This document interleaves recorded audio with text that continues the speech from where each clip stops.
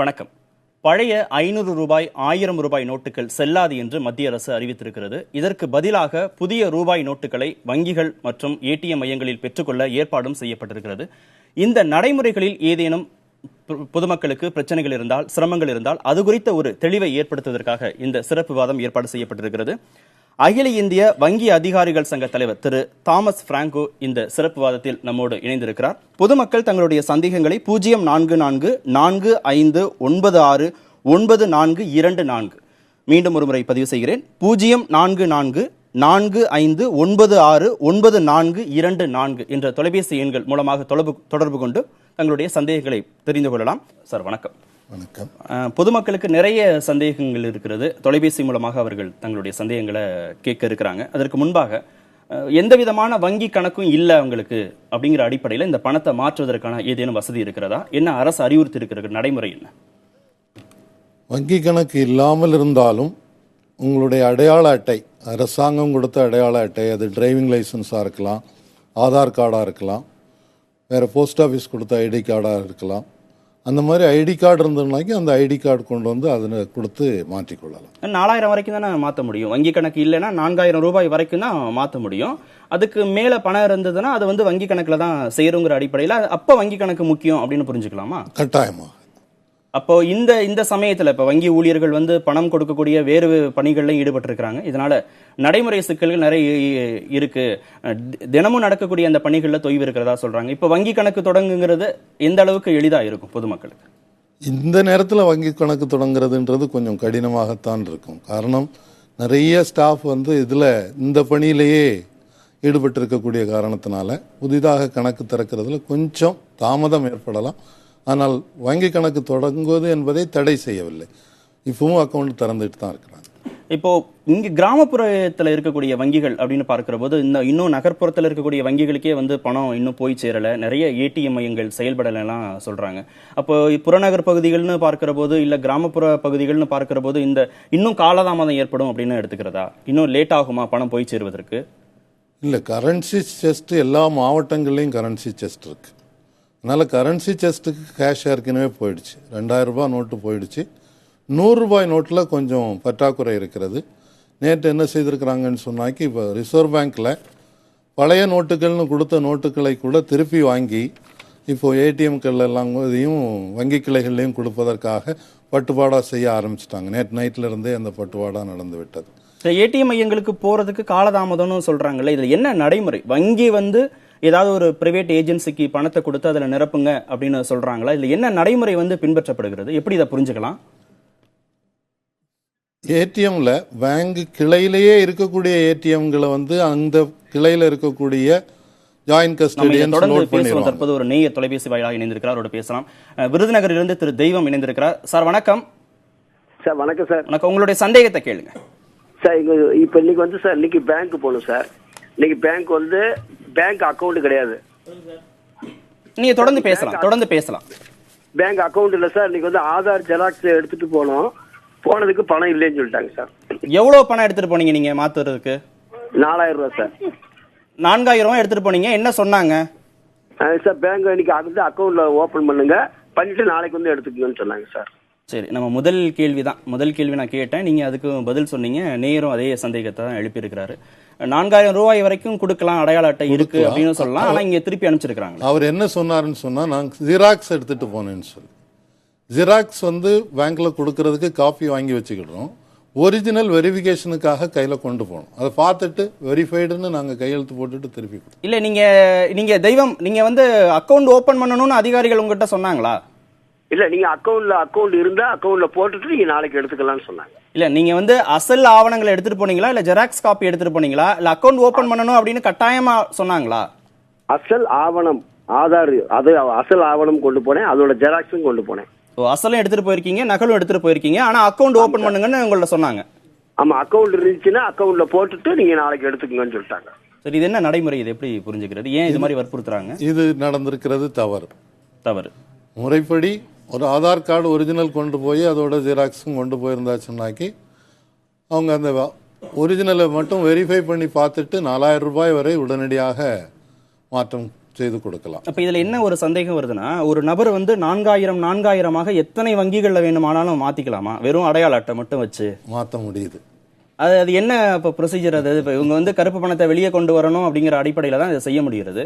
காலையில் ஒருத்தர் 9 மணிக்கு வங்கி தொடங்கி இரவு வரைக்கும் இன்னைக்கெல்லாம் இப்போ எக்ஸ்டெண்ட் பண்ணியிருக்கிறாங்க நேரத்தெல்லாம். இப்போ காலையில் இருந்து அவரால் எத்தனை வங்கிகளுக்கு போக முடியுதோ அத்தனை வங்கிகள்லையும் போய் அவர் கியூவில் நின்று ஒவ்வொரு மணி நேரத்துக்கு ஒரு வங்கின்னு கூட அவர் மாற்ற முடியும். அப்படின்னா இதில் என்ன கருப்பு பணம் வெளியே வந்துருன்னு புரிஞ்சுக்கிறதப்போ இந்த 4000ல் கருப்பு பணம் வர்றதுக்கு பெரிய வாய்ப்பு. ஒரு நாளைக்கு 10 மணி நேரத்தில் 40,000 நீங்கள் கணக்கு வைங்க. அப்போ உங்களுக்கு டிசம்பர் மாதம் வரைக்கும் 50 நாட்கள்னு கால அவகாசம் வைங்க. நீங்கள் அப்படி பாருங்களேன்.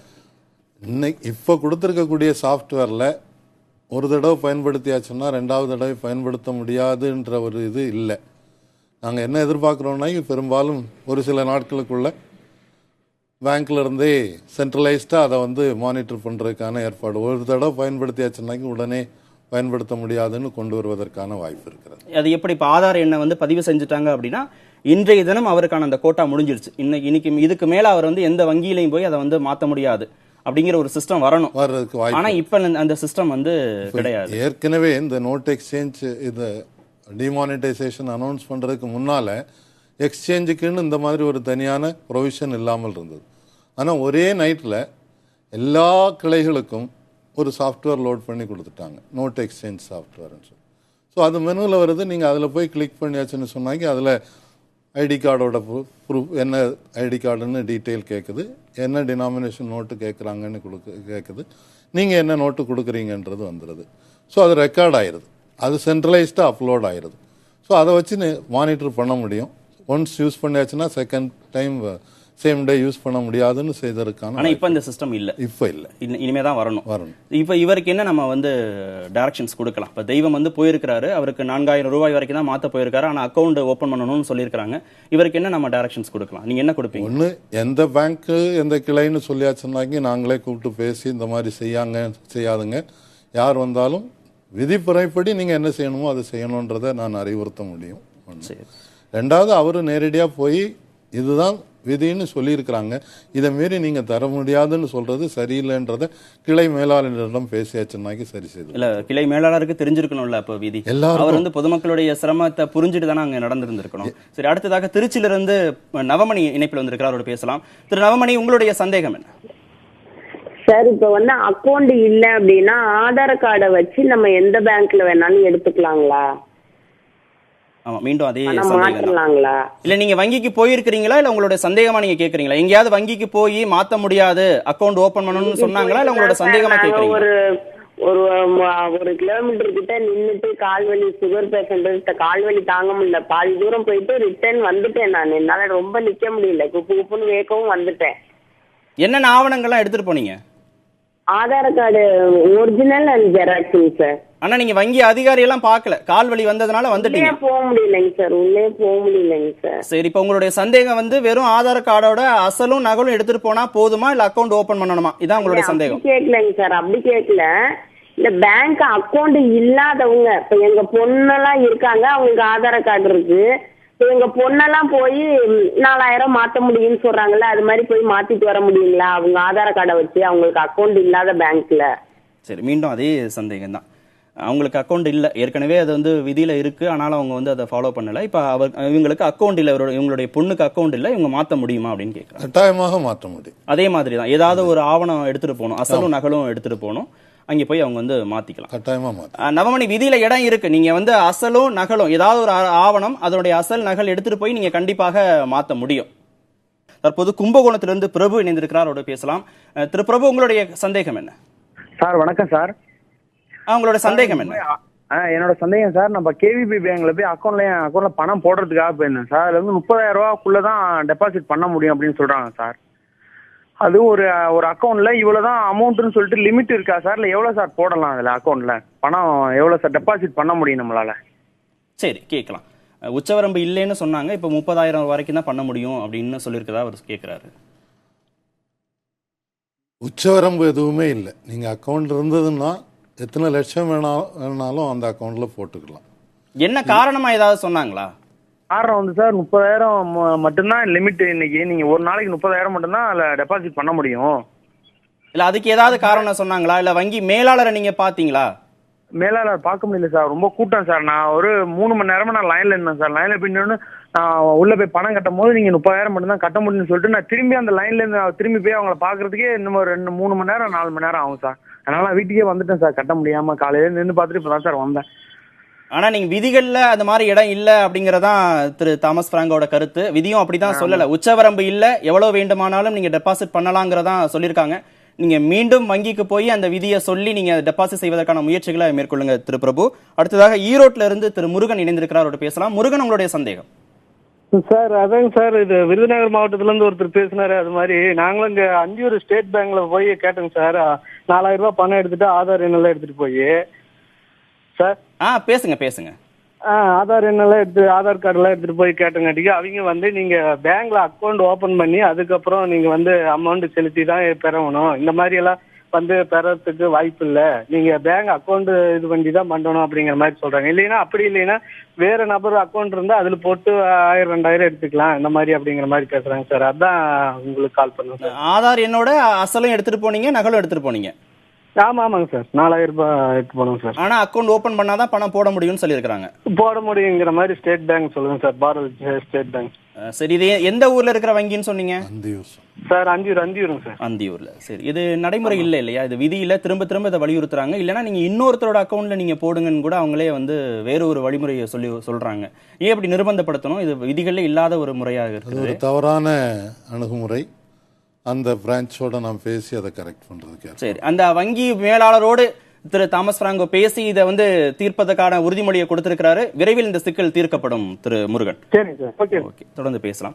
இதை வந்து இப்போ வங்கி கணக்கு ஓபன் பண்ணணுங்கிறது வந்து நடைமுறையில நிறைய ஃபார்மாலிட்டிஸ் இருக்கக்கூடிய ஒரு ப்ரொசீஜர். இவங்களே வந்து பணத்தை கொடுப்பதற்கான இதுல இருக்காங்க. வங்கி ஊழியர்களுடைய பற்றாக்குறை, நடைமுறை வேலையிலே நிறைய சிக்கல்கள் இருக்குன்னு சொல்கிற போது, இப்போ நம்ம கிட்டத்தட்ட ஒரு 4-5 காலர்ஸ் வருகிற போது எல்லோருமே நம்ம முதல் கேள்வி எப்படி தொடங்கணும் அந்த விவாதத்தை அதான் திரும்ப கேட்டே இருக்காங்க. இது ஏன் இந்த வங்கி அதிகாரிகளுக்கு இந்த விதிகளை சரியா புரிஞ்சுக்க முடியலையா? ஏன் இந்த மாதிரி அவங்க நிர்பந்தப்படுத்தணும்? என்னுடைய அசம்ஷன் என்னன்னா, அங்க இருக்கக்கூடிய ஆள் பற்றாக்குறையின் காரணமாக கூட்டம் நிறைய இருக்குது, அதை கண்ட்ரோல் பண்ண முடியல, அதனால ஏதாவது சாக்கு போக்காக சிலர்கிட்ட சொல்லலாம். நான் நேற்று ஒரு 6 கிளைகள் போய் பார்த்தேன், இன்னைக்கு ஒரு 5 கிளைகள் போய் பார்த்தேன். அங்கெல்லாம் எக்ஸ்சேஞ்சுக்குன்னு தனி கவுண்டர் போட்டிருக்கிறாங்க. சில இடங்களில் எங்களுக்கு ஆள் பற்றாக்குறை இருக்கக்கூடிய இடங்களில் ஓய்வு பெற்ற ஊழியர்களை வேலைக்கு வர சொல்லி அவங்களுக்கு ஒரு நாளைக்கு 2,000 ரூபாய் சம்பளம் கொடுத்து சொல்றதுக்கு விதிகளே இல்லாததை எப்படி சொல்றாங்க? நான் 4 மணி நேரம் நின்னேன், கால்வலி வந்துட்டு நான் திரும்ப வந்துட்டேன்னா சொல்றாங்க. அப்ப வந்து வாடிக்கையாளர்கள் வந்து ஒத்துழைக்கணும்னு சொல்லுகிற போது வாடிக்கையாளர்களுடைய சிரமங்களையும் அதிகாரிகள் புரிஞ்சுக்க தானே வேண்டியது, கட்டாயமாக புரிஞ்சு கொள்ளணும். அது தவறு. அடுத்து திண்டுக்கல்ல இருந்து எட்வர்ட் இணைந்திருக்கிறாரோட பேசலாம். திரு எட்வர்ட், உங்களுடைய சந்தேகம். சார் இந்த எத்தனை வரைக்கும் நம்ம வந்து போடலான்னு இருக்குல்லங்க சார் அமௌண்ட்? திரும்ப ஒரு முறை கேளுங்க உங்களுடைய சந்தேகத்தை. அதாவது டெபாசிட் வந்து இப்ப பண்ண போறோம் சார், 5 லட்சம் 10 லட்சம் பண்றோம் சார். சரி, இப்போ இது வரைக்கும் நாங்க வந்து லிக்விட் கேஷா தான் பண்ணிட்டு இருந்தோம். வந்து பேங்க்ல வந்து எந்த தொடர்பும் வச்சுக்கல. வேற எங்க டெபாசிட் பண்ணீங்க? பேங்க்ல அக்கௌண்ட் இருக்கு. சரி. பிசினஸ் பண்ணிட்டு இருக்கோம், ஒரு கடை வச்சிருக்கோம். சரி. இது வரைக்கும் வந்து டெபாசிட் பண்ணல. இப்ப வந்து டெபாசிட் பண்ண போகும்போது ஏதாவது ப்ராப்ளம் வருமா? அது டாக்ஸ் அது இதுன்னு. இது வரைக்கும் நீங்க வங்கியில இந்த பணத்தை டெபாசிட் பண்ணதே கிடையாது? டெபாசிட் பண்ணல. ஆனா பேங்க்ல அக்கௌண்ட் இருக்கு. ஏதோ 5000 3000 போட எடுக்க இருந்தோம். ரொக்கமா தான் வச்சிருக்கீங்க? ரொக்கமா தான் இருக்கு. சரி, பெரிய தொகை ரொக்கமா தான் வச்சிருக்காங்க. இப்போ உச்சவரம்பு இல்லைங்கிறதுனால இவருக்கு எந்த விதமான பிரச்சனை இல்லையா? எப்படி பாக்குறது? பணம் கட்டுறதுல பிரச்சனை இல்லை. ஆனா அவர் வரி கட்டாதவராக இருந்தால் என்ன பிரச்சனை வரலாம்னு சொன்னா, 2.5 லட்சத்துக்கு மேல ஒரு அக்கௌண்ட்ல கிரெடிட் ஆகுதுன்னு சொன்னா அந்த அட்வைஸ் வந்து இன்கம் டேக்ஸ் டிபார்ட்மெண்ட்டுக்கு கொடுக்குறோம். அது சாஃப்ட்வேர்லேயே லோட் பண்ணியிருக்கிறதுனால அவங்களுக்கு அட்வைஸ் ஆயிரும். சப்போஸ் அவங்க வந்து வெரிஃபை பண்ணலாம், உங்களுக்கு சோர்ஸ் ஆஃப் இன்கம் என்ன, எங்கேருந்து இந்த பணம் வந்தது, எவ்வளவு கட்டுது, இது லாபத்தில் இருந்து போட்டதா இல்லை நீங்கள் வேறு ஏதாவது வியாபாரம் செய்து வந்ததான்ற விளக்கம் கேட்கறதுக்கு வாய்ப்பு இருக்குது. அதில் வந்து இவங்க வந்து ஏற்கனவே வரி கட்டுவதற்கு தகுதி உள்ளவர்கள் ஆனால் வரி கட்டவில்லைன்னு சொன்னால் அதுக்கு வரி கட்டவும் சொல்லுவாங்க, ஃபைன் போடவும் செய்யும். இப்போ எட்வர்ட் வந்து 5 லட்ச ரூபா டெபாசிட் பண்ணுறாருன்னு வச்சுக்கிட்டோன்னா, இது இன்கம் டாக்ஸ்ங்கிறது வந்து அந்த வங்கி அமௌண்ட்லேருந்து அவங்களே எடுத்துப்பாங்களா? இல்லை எட்வர்டுக்கு ஏதாவது நோட்டீஸ் அனுப்பி அவர் போய் தனியாக அந்த ப்ரொசீஜர்லாம் ஃபாலோ பண்ணி அந்த வரியை கட்டணுமா? வங்கி இதில் எந்த ரோலும் கிடையாது. வங்கியுடைய ரோல் வந்து இன்கம் டாக்ஸுக்கு அட்வைஸ் பண்ணுறது மட்டும்தான். இன்கம் டேக்ஸ் டிபார்ட்மெண்ட்ல இருந்து இந்த டிரான்சாக்ஷனை கோட் பண்ணி கடிதம் அனுப்பி கேட்பாங்க, இது இந்த மாதிரி பணம் கட்டியிருக்கிறீங்க, இது எந்த பணம், இதுக்கு நீங்கள் ஏற்கனவே வரி செலுத்தியிருக்கிறீர்களா, எந்த அடிப்படையில் இந்த பணத்துக்கு வருமானத்திற்கான சான்று என்பதை கொடுக்கணும்னு கேட்பாங்க. அதுக்கு சரியான விளக்கம் இருந்தால் பிரச்சனையே இல்லை. சரியான விளக்கம் கொடுக்க முடியலைன்னா டாக்ஸும் போடுவாங்க, ஃபைனும் போடலாம். சரி எட்வர்ட், நீங்க கேட்டீங்களா, விளக்கத்தை கேட்டீங்களா? கேட்டேங்க சார். 2,50,000 ரூபாய்க்கு மேல நீங்க வங்கியில டெபாசிட் பண்ணுகிற போது அந்த வருமானம் எப்படி வந்தது அப்படின்னு இன்கம் டாக்ஸ் டிபார்ட்மெண்ட்ல இருந்து உங்களுக்கு கேள்வி கேட்கப்படும், கடிதம் அனுப்பப்படும். நீங்க எந்த வழியில இந்த வருமானம் உங்களுக்கு வந்ததுன்னு நீங்க சொல்லிட்டு அந்த பணத்தை வந்து நீங்க வந்து கையாள முடியும். அதுக்கான வரியையும் நீங்க கட்ட வேண்டியதாக இருக்கலாம் சில சமயங்கள்ல. இன்னொரு சின்ன சந்தேகம் சார். இப்ப ஃப்ரெண்ட் ஒரு பையன் பான் கார்டு வாங்கல, இப்ப அப்ளை பண்ண முடியுமா? ஓகே, பான் கார்டு வந்து இப்ப அப்ளை பண்ண முடியுமான்னு கேக்குறாரு. அதுக்கும் இதுக்கும் எந்த விதமான சம்பந்தம் இல்லைன்னு எடுத்து. பான் கார்டு எப்போ வேணாலும் அப்ளை பண்ணலாம், ஆன்லைன்லேயே கூட அப்ளை பண்ணி சீக்கிரமாக வாங்கி. இல்ல அந்த எண் எதுக்கும் வங்கி பண பரிமாற்றத்திற்கோ இல்ல வந்து இன்கம் டாக்ஸ் கட்டுறதுக்கோ தேவைப்படுமா? அந்த எண் தேவைப்படுமா? அதனாலதான் பின்னால தேவைப்படும். தேவைப்படும். ஓகே, தேவைப்படுங்கிற அடிப்படையில் நீங்க உடனே அதுக்கு அப்ளை பண்ணலாம். 48 கோடி தான் வந்து 500 ரூபாய் நோட்டும், 48 கோடி தான் வந்து 1000 ரூபாய் நோட்டும் அச்சடிச்சிருக்கதா ஒரு செய்தி வந்திருக்கு. இது எப்படி, இது ஒட்டுமொத்தமா இந்த 85% பணத்தை வெளியே எடுக்க போறாங்கன்னா அதை புஷ் பண்றதுக்கு இது ரொம்ப குறைவாக இருக்கிற மாதிரி தெரியுது. இதை வந்து ஈக்குவல் பண்ண முடியுமா? அரசாங்கம் என்ன எதிர்பார்க்குதுன்னு சொன்னா, ஒரு கேஷ்லெஸ் சொசைட்டி கொண்டு வரணும். கூடிய மட்டும் இந்த பண பரிவர்த்தனை என்பது ஒரு அக்கௌண்ட்ல இருந்து இன்னொரு அக்கௌண்ட்டுக்கு டிரான்ஸ்ஃபர் பண்ற மாதிரி பண்றது நல்லதுன்றதை என்கரேஜ் பண்றாங்க. அதனால பணப்புழக்கம் என்பது குறைய வேண்டும் என்பதை எதிர்பார்க்கறதுனால இப்போதைக்கு குறைவாக அச்சடிச்சிருக்கலாம்.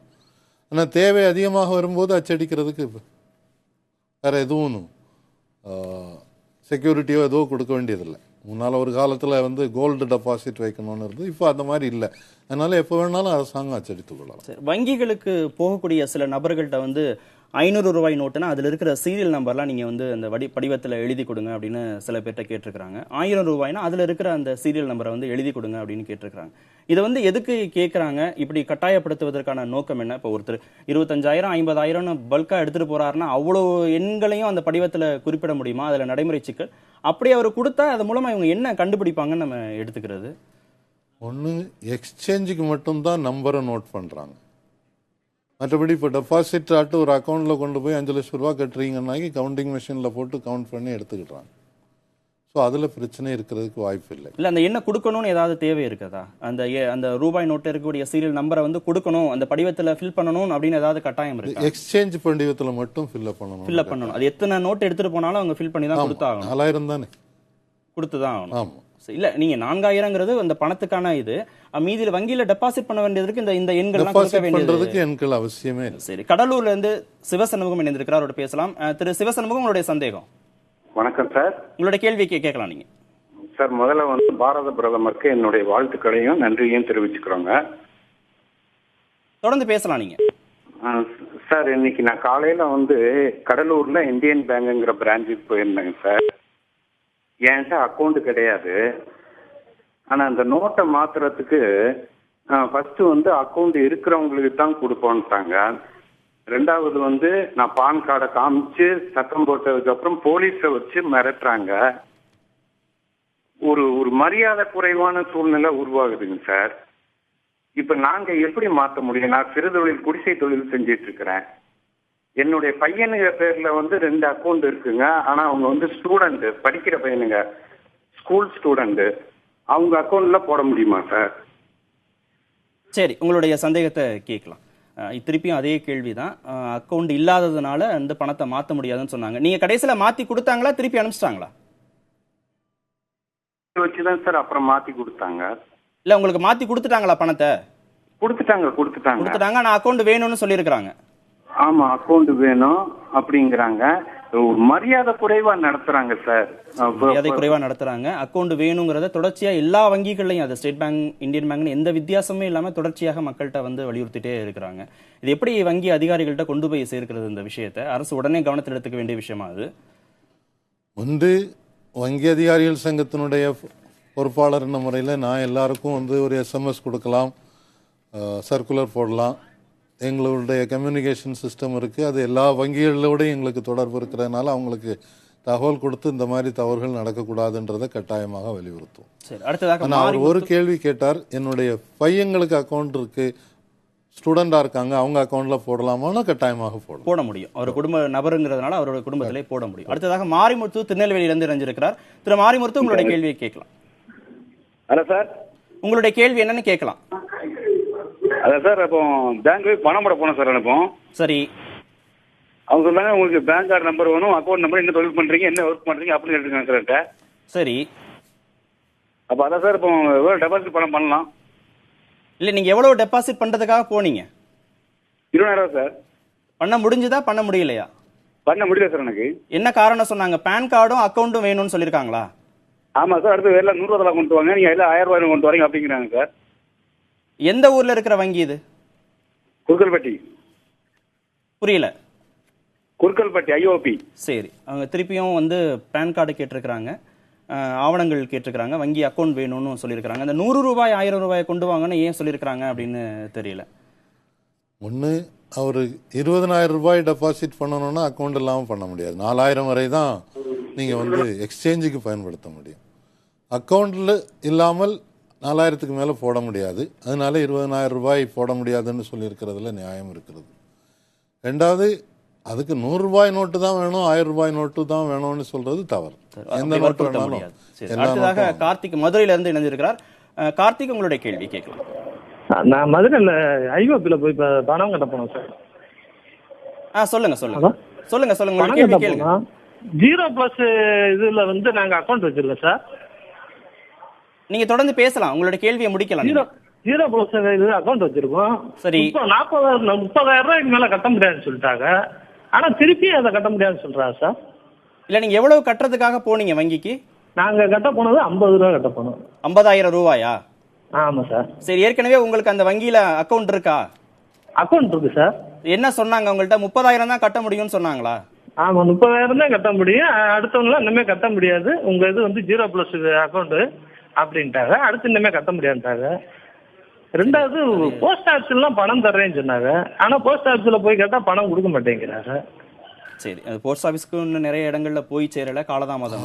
இந்த 0+ அக்கௌண்ட், அதனால நாங்க வந்து 30,000க்கு மேல அலோவ் பண்ண மாட்டோம் அப்படின்னு சொன்னாங்க. அது என்ன, அதுக்கு என்ன விளக்கம் கொடுக்குது? என்ன பிரச்சனை இருக்கலாம்னு சொன்னா, ஒருவேளை KYCக்கான ப்ரூஃப்ஸ் அந்த அக்கௌண்ட்ல முன்னால கொடுக்காமல் இருந்திருக்கலாம். இந்த ஜன்தன் அக்கௌண்ட்லாம் ஓப்பன் பண்ணும்போது முழுமையான KYC நோ யுவர் கஸ்டமருக்கான அடையாளம் 2 ப்ரூஃப் வேணும். ஒன்று உங்களுடைய ID ப்ரூஃப், ஃபோட்டோ ID, இன்னொன்று வந்து அட்ரஸ் ப்ரூஃப். இது 2 இருந்தாச்சுன்னா KYC கம்பைல். சரி, இப்போ போய் அவர் அந்த ஆவணங்கள்லாம் கொடுத்தாச்சுன்னாக்கி அதை KYC அந்த அக்கௌண்ட் பார்த்தாலே எங்களுக்கு டிஸ்பிளேல வந்துடும், KYC கன்ஃபார்ம்டுன்னு சொல்லி அதிலே வந்துடும். அப்படி இருந்தால் அந்த பிரச்சனை இருக்காது. பழைய 500 மற்றும் 1000 ரூபாய் நோட்டுகளை வங்கிகள்லயோ ATMகளை போய் மாற்றும் போது அந்த நடைமுறையில ஏதேனும் சந்தேகங்கள் இருந்தால் பொதுமக்கள் தொலைபேசி வாயிலாக புதிய தலைமுறை தொடர்பு கொண்டு தங்களுடைய சந்தேகங்களை கேட்கலாம். தற்போது பாலமுருகன் திருச்சியிலிருந்து தொடர்பு கொண்டிருக்கிறார், அவரோட பேசலாம். பாலமுருகன், உங்களோட சந்தேகத்தை கேட்கலாம். சார் வணக்கம் சார். வணக்கம், உங்களோட சந்தேகத்தை சொல்லுங்க சார். நான் நேற்று மலைக்கோட்டைக்குள்ள பஞ்சாப் நேஷனல் பேங்க்னு ஒரு பேங்க்ல போயிட்டு எனக்கு அந்த பேங்க்ல ஐடி அக்கௌண்ட் கிடையாது, என்னோட ஆதார் கொடுத்து 1,500 ரூபா மாத்தினேன். சரி, என்ன சொன்னாங்க? இன்னைக்கு நேற்று மாத்தி கொடுத்துட்டாங்க. இன்னைக்கு திருப்பி அதை 3,000 ரூபாய் பணத்தை கொண்டு போயிட்டு என்னோட ஆதார் கொடுத்து மாத்துறதுக்கு போனேன். சரி, தொடர்ந்து பேசலாம். நீங்க அதை மாத்த முடியாதுன்னு சொல்லி திருப்பி அனுப்பிட்டாங்க. உங்களுடைய தொலைக்காட்சி அளவை குறைச்சிட்டு, அந்த வேல்யூமை குறைச்சிட்டு நீங்க பேசுங்க, இங்க கவனத்தோட பேசுங்க. என்ன சார், அந்த நேற்று அந்த ஆதாரை வச்சு 1,500 ரூபாய் மாத்திட்டேன். இதே இன்னைக்கு அந்த ஆதாரை வச்சு நான் மாத்த முடியல.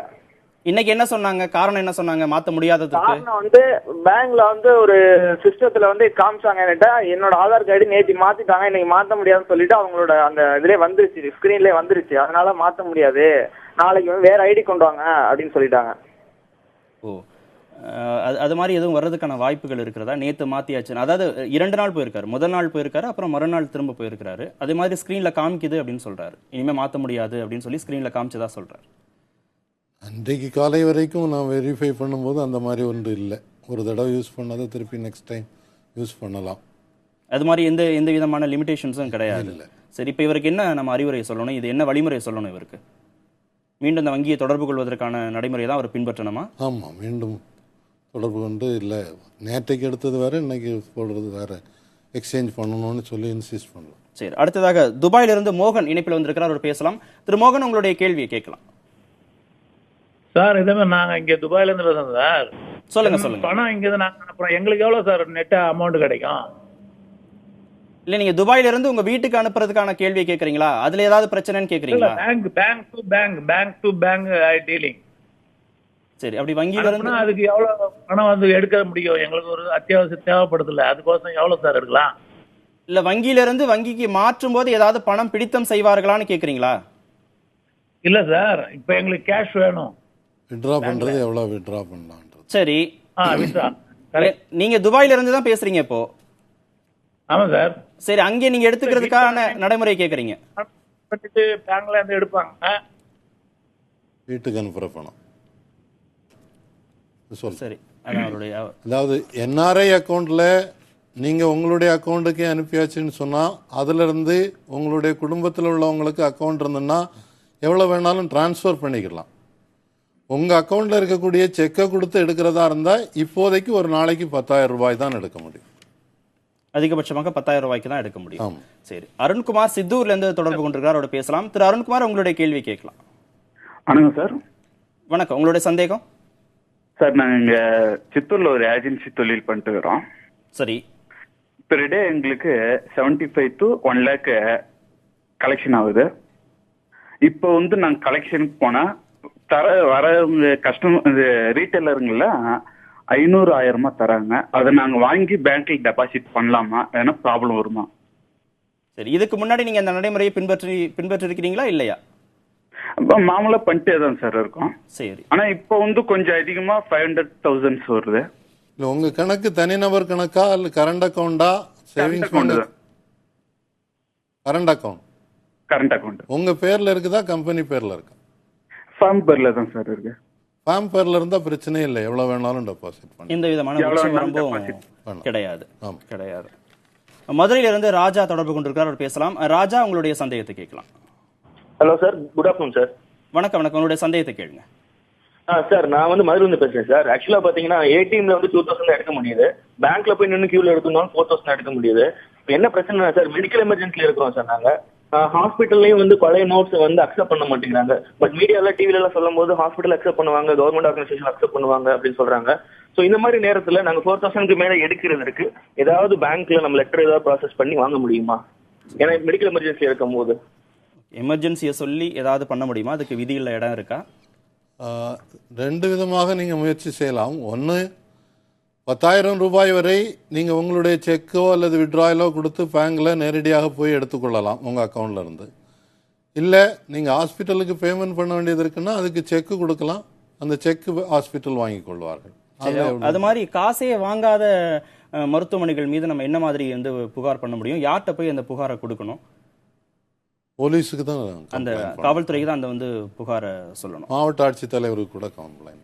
சரி, அடுத்ததாக நேயர் இணைந்திருக்கிறார், அவர் பேசலாம். உங்களோட சந்தேகத்தை கேளுங்க. ஹலோ கண்ணன், உங்களோட சந்தேகத்தை கேளுங்க. ஹலோ சார், நாங்கள் வீடு கட்டுறதுக்காக ஒரு 4 லட்சம் ரூபா வந்து நாங்கள் எங்களோட சொந்தக்காரர்கிட்ட வாங்கியிருந்தோம் சார். தொடர்ந்து பேசுங்க. அதை வந்து இப்போ பேங்க்ல வந்து நாங்கள் போடணுங்க. அதுக்கு ஒரு நாளைக்கு எவ்வளவு சார் போடலாம்? அது எப்படிங்க சார்? நீங்க அவங்களுக்கு கொடுக்கறதுக்காக அந்த பணத்தை போடணுமா?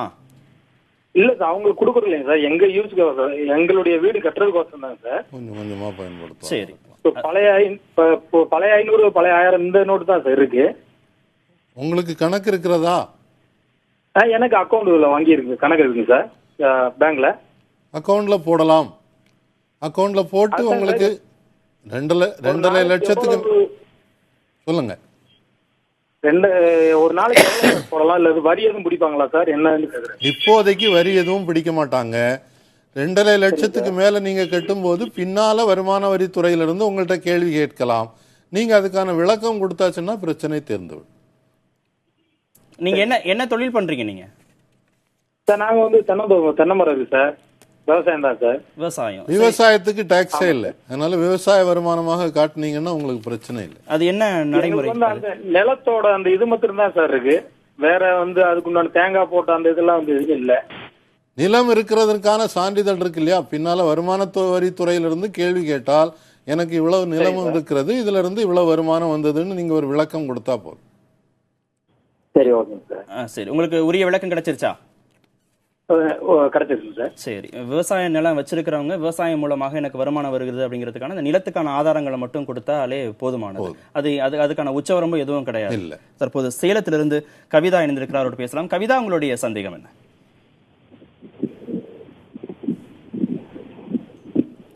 அவருடைய தொடர்பு துண்டிக்கப்பட்டிருக்கிறது. ராஜபாளையத்திலிருந்து திரு மணி இணைந்திருக்கிறார். மணி, உங்களுடைய கேள்வியை கேட்கலாம்.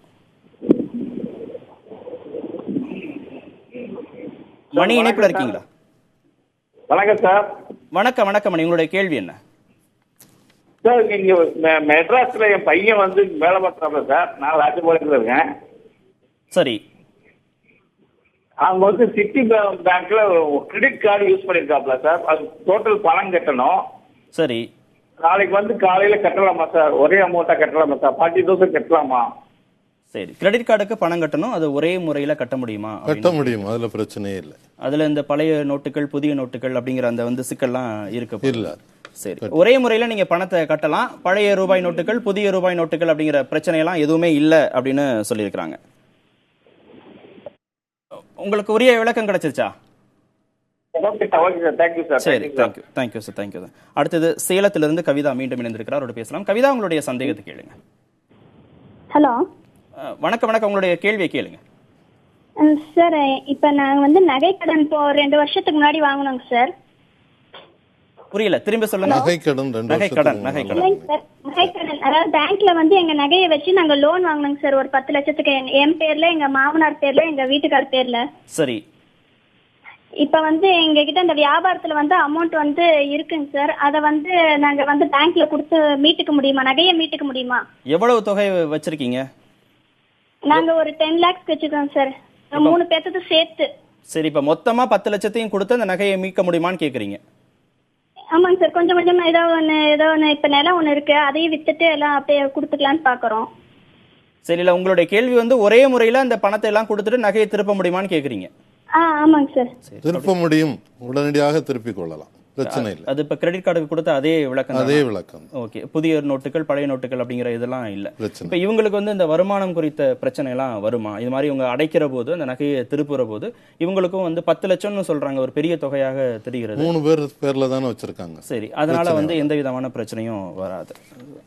ஓகே, அடுத்ததாக பீர் முகமது இணைந்திருக்கிறார், அவரோட பேசலாம். பீர், உங்களுடைய கேள்வி கேட்கலாம். சார், நான் இங்க சென்னூர் குப்பனுங்கிற கிராமத்துல வந்து இந்தியன் பேங்க்ல அக்கௌண்ட் இருக்கு. தொடர்ந்து பேசுங்க. சார், நான் வந்து நேத்துல இருந்து காசு மாத்தலாம்னு போனேன், ஒரு 1500 ரூபா. என்ன சொன்னாங்க வங்கியில? மாத்த முடிஞ்சதா? இல்ல சார், போனா 2000 ரூபா, நீங்க 2000 ரூபா கொடுத்தா 2000 ரூபா தாள் தான் தருவோம், இல்லன்னா நீங்க போயிட்டே இருங்கன்னு அனுப்பிச்சிட்டாங்க.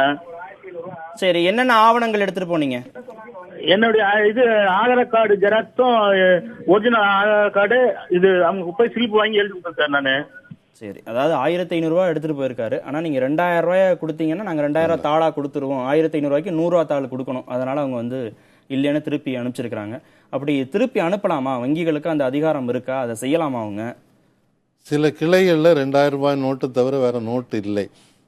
ஸோ அந்த மாதிரி இடங்கள்ல அந்த மாதிரி சொல்லியிருக்கிறதுக்கான வாய்ப்பு இருக்குது. இப்போ ரிசர்வ் பேங்க்கில் கேட்டு 100 ரூபாய் நோட்டு நேற்று கொஞ்சம் கொடுத்துருக்குறாங்க. பழைய நோட்டுகளாக இருந்தது கூட திருப்பி வாங்கியிருக்கிறோம்னு சொன்னேன், அதை பயன்படுத்துகிறோம். இன்னும் ஒரு சில நாட்களில் அது போதுமான அளவுக்கு நோட்டு 100 ரூபாய் நோட்டுகள் வங்கிகளுக்கு வந்த பிறகு இந்த பிரச்சனை எல்லாம் இருக்காது. அடுத்தது கும்பகோணத்திலிருந்து மதுரகவி இணைந்திருக்கிறாங்க, உங்களோட பேசலாம். மதுரகவி, உங்களுடைய சந்தேகத்தை கேட்கலாம். சார், நாங்கள் ஆடுற கனரா பேங்க்ல சார் கொண்டு போய் டெபாசிட் பண்ண சொன்னாங்க சார்.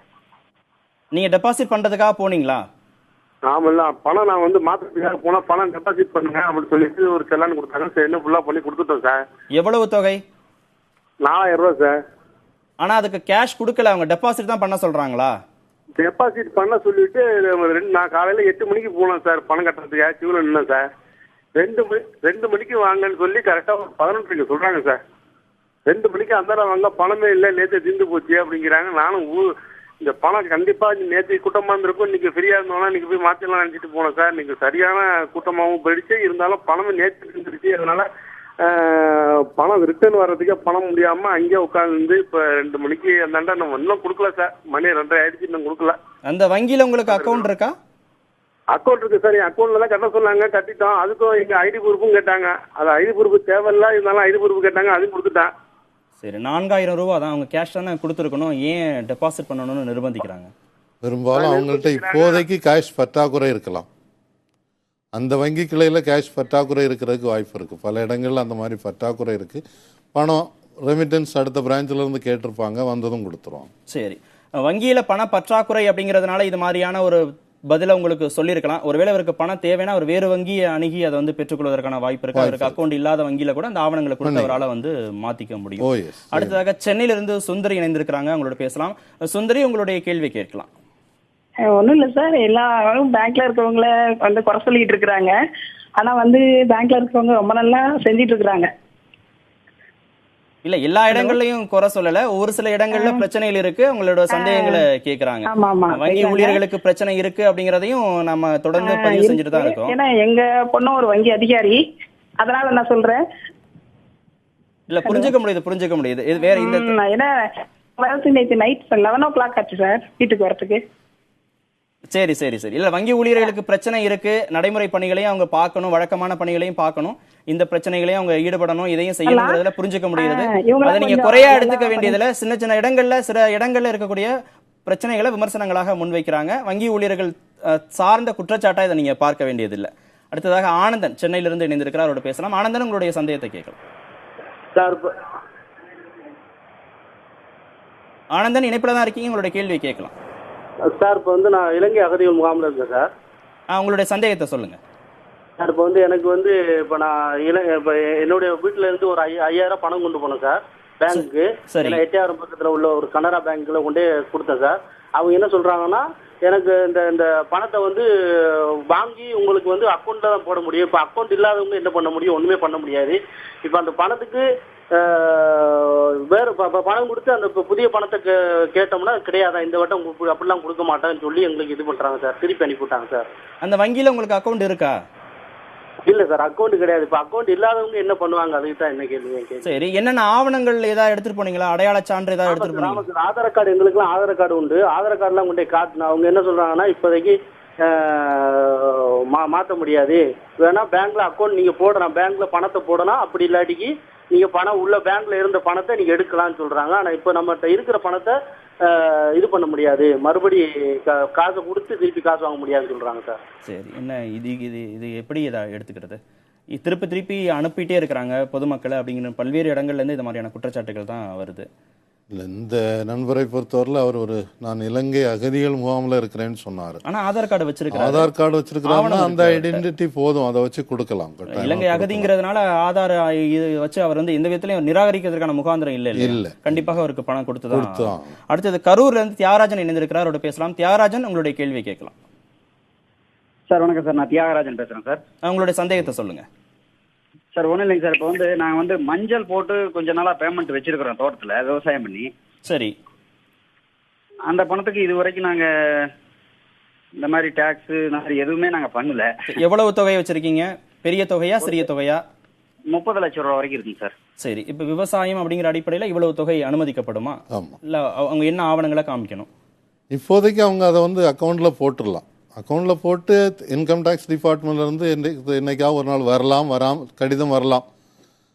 இன்கம் டேக்ஸ் டிபார்ட்மெண்ட்டும் ஒரே டைமில் இந்தியா முழுவதும் எல்லார்த்திட்டையும் விளக்கம் கேட்டுற முடியாது. அவங்க சாம்பிளாக கொஞ்சம் பேர் எடுத்து கேட்பாங்க. அப்படி விளக்கம் கேட்கும்போது இந்த மாதிரி விவசாயம் செய்துட்டு இருக்கிறோன்றதுக்கான ஆவணங்கள் கொடுத்தா போதும். இவ்வளவு நிலம் இருக்குது, இல்லைன்னா இவ்வளவு நிலம் குத்தகைக்கு எடுத்து விவசாயம் செய்யறோன்றதுக்கான ஆவணங்கள் கொடுத்தாச்சுன்னு சொன்னா பிரச்சனை இல்லை. சரி, அதுல வந்து ஏதாவது அந்த டினாமினேஷன்ல ஏதாவது பிரச்சனை லிமிட்டே இல்லை, அதெல்லாம் கிடையவே கிடையாது. சரி, அவர்கிட்ட இவ்வளவு நிலம் இருக்கு, அவர் இவ்வளவுதான் விளைவிச்சிருக்க முடியும், ஆனா இதை தாண்டி ஒரு தொகையை காமிக்கிறாரு அப்படிங்கிற மாதிரி ஏதாவது அது கேட்கறதுக்கு முடியும். ஒரு இப்போ மஞ்சள் விவசாயம்னா இத்தனை ஏக்கர் இருந்தா இவ்வளவுதான் வருமானம் வர முடியும்ன்றதை இன்கம் டேக்ஸ் டிபார்ட்மெண்ட்ல இருந்து அதை அசஸ் பண்ண முடியும். அதை விட கூடுதலான வருமானம் இருந்ததுனாக்கி அது இங்கேருந்து வந்துன்னு கேட்கறதுக்கு வாய்ப்பு இருக்கு. சரி, நீங்க இப்ப வங்கி அதிகாரிகள் அப்படிங்கிற அடிப்படையில வந்து பல்வேறு இடங்கள்ல இருந்து நமக்கு வந்த குற்றச்சாட்டு என்ன அப்படின்னா அக்கௌண்ட் ஓபன் பண்ண சொல்றாங்க அப்படிங்கிற அடிப்படையில தான் நீங்க அதை வந்து வங்கி அதிகாரிகள்ட்ட தொடர்பு கொண்டு நீங்க அந்த தகவலை கொண்டு போய் சேர்க்கிறேங்கிற உறுதியையும் நீங்க வந்து கொடுத்திருக்கிறீங்க. பொதுமக்களுக்கு ஏதாவது ஒரு பொதுவான அறிவுரைகள் அப்படின்னு இருக்கா? இப்போ இக்கட்டான ஒரு சூழல், இது சகஜமாவதற்கு ஒரு சில நாட்கள் ஆகும். பொதுமக்களுக்கு ஏதாவது ஒரு பொதுவான தகவலை சொல்லணும், இதெல்லாம் அவங்க பின்பற்றணும் அப்படிங்கிற அடிப்படையில் ஏதாவது தகவல்கள் இருக்கா அவங்க கிட்ட? சொல்றேன். ஒன்று, நான் பொதுமக்களுக்கு என்னுடைய நெஞ்சார்ந்த நன்றியை காணிக்கையாக்கிக் கொள்கின்றேன். நேற்றும் இன்றைக்கும் நான் பல கிளைகளில் போய் பார்க்கும்போது ரொம்ப பொறுமையாக பல மணி நேரம் காத்திருந்து இந்த பணத்தை வாங்குவதற்கு பொறுமையோடு நிற்கிறாங்க. அவங்களுக்கு நன்றி சொல்ல வேண்டும். ரெண்டாவது, காவல்துறை நல்ல ஒரு செயல்பாடு ஆதரவோடு இருந்து உதவி செய்கிறாங்க. அவங்களுக்கும் நன்றி. புதிய தலைமுறை தொலைக்காட்சி கடந்த 3 நாட்களாக தொடர்ச்சியாக அந்த பிரச்சனை பற்றி விவாதங்களையும் கருத்துக்களையும் மக்கள்கிட்ட எடுத்து சொல்கிறீங்க. அவங்களுக்கும் நன்றி. பொதுமக்களுக்கு நான் சொல்லக்கூடிய ஒரே ஒரு வேண்டுகோள் என்னன்னு சொன்னால், அவசரப்படுவதற்கான அவசியம் இல்லை. இன்றைய மாலைக்குள்ள எல்லா ஏடிஎம்களிலும் செயல்பட ஆரம்பித்து விடும். அதிலிருந்து 2000 ரூபாய் இப்போதைக்கு எடுக்கலாம். 18ஆம் தேதி வரைக்கும் 2000 ரூபாய், 18ஆம் தேதிக்கு பிறகு 4000 ரூபாய் வித்ட்ராயல் பண்ணிக்கலாம். பணம் போடுறதை பொறுத்தவரையில் உங்களுக்கு கணக்கு இருப்பதாக இருந்தால் பணம் போடுறதுல எந்த பிரச்சனையும் இல்லை. எல்லாருக்கும் உடனே வருமான வரி அதிகாரிகள் வந்து கேள்வி கேட்பாங்க என்று பயப்பட வேண்டிய அவசியம் இல்லை. நியாயமான தொழில்கள் செய்யக்கூடியவர்கள் அதற்கான ஆவணங்கள் வைத்திருந்தால் எந்த விளக்கங்களை அவர்கள் கேட்டாலும் நாம் பதில் சொல்ல முடியும். அதனால் இதில் வந்து கருப்பு பணம், அதே மாதிரி கள்ள நோட்டு இந்த மாதிரி இருக்கும்போது தான் பிரச்சனையே தவிர, நியாயமான தொழில் செய்பவர்களுக்கும் விவசாயம் செய்பவர்களுக்கும் பொதுமக்களுக்கும் எந்த பிரச்சனையும் கிடையாது. அவசரமும் இல்லை. டிசம்பர் 30 வரைக்கும் டைம் இருக்கு. மெதுவாக போய் இந்த பணத்தை போட்டுக்கலாம், எடுத்துக்கலாம். வங்கி தரப்புலையும் பொதுமக்கள் தரப்புலையும் இரு தரப்புலையுமே ஒத்துழைப்பு ரொம்ப அவசியம். அது சுமூக நிலையை அடையிற வரை கட்டாயமாக. நான் ஏற்கனவே சொன்ன மாதிரி எங்களுடைய வங்கி அதிகாரிகளுக்கும் ஊழியர்களுக்கும் உடனடியாக எல்லா வங்கிகளில் இருக்கவங்களுக்கும் தகவல் கொடுத்து இந்த மாதிரி சம்பந்தமான ஒரு இதை வந்து நீங்க அறிவுறுத்துறேன் கட்டாயமாக சொல்லியிருக்கேன். நிகழ்ச்சியில் பங்கேற்றவங்களுக்கு மிக்க நன்றி. நேயர்களை மீண்டும் சந்திப்போம். நன்றி, வணக்கம்.